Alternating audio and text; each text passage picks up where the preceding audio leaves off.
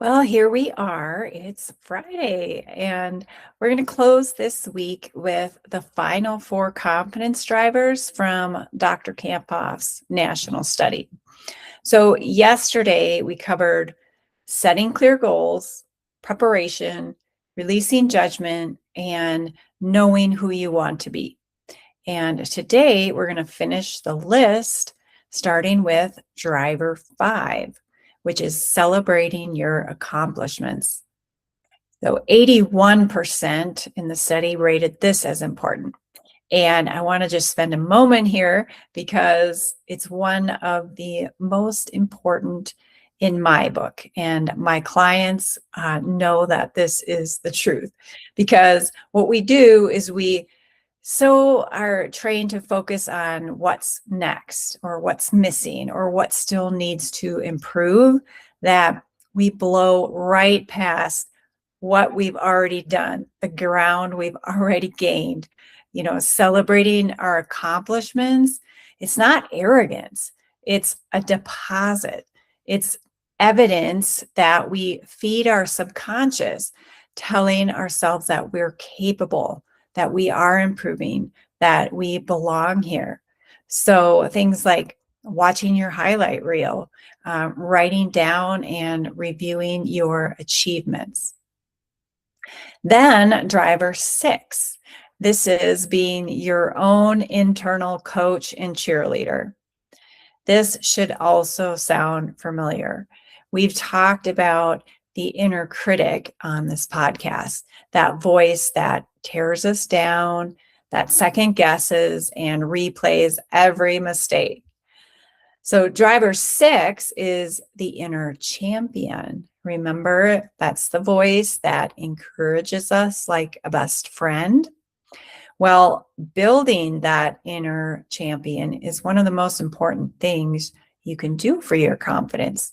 So start with your power statements and purposeful daily self-talk. And then driver 7, this one is regulating your emotional response to setbacks. So 80% of people in the study rated this as significant. And this one connects directly to our entire weeks we spent on emotional regulation. Again, we cannot control whether setbacks happen. They just will. But we can control how quickly we recover and what we do next. So building the skill of emotional regulation, using your tools like breathing, refocus routines, the what's important now strategy, that those protect your confidence when things do go sideways. And then the last one, driver 8, is getting support from mentors, coaches, or other positive influences. And I think this one is worth elaborating on a little bit. You were not designed to do this alone. None of us were. The research just confirms what we already know. The people in your corner matter enormously.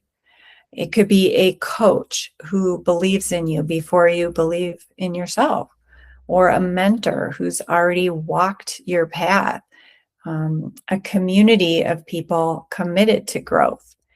They are all confidence builders, and you want them in your corner. So there you have it, all 8 drivers, and every single one of them is something you can start or recommit to practicing today. And to close out the week, I just want to remind you one more time about the virtual confidence summit. That's on Friday, August 7th. This is, I mentioned on Monday, Dr. Kamphoff is bringing together Olympians, entrepreneurs, thought leaders, and other performers to share ideas and strategies to help us continue our efforts at building and sustaining our confidence.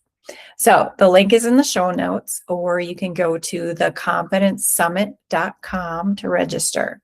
And remember, you'll get the 4.5-hour summit, the replay, and a copy of her new book, The Confidence Habit, that comes out in September. And you get all of that for only $39. Then lastly, we are going to be talking next week about goal setting. And not just the mechanics of writing goals down, because I confess I was never big on that and kind of rolled my eyes every time I heard we were going to be goal setting. But we're going to get into the psychology that finally convinced me as to why goals really work. And we'll talk about how to set ones that actually move you in the direction that you want to go. So it's going to be a powerful week, and I don't want you to miss out. So come back on Monday.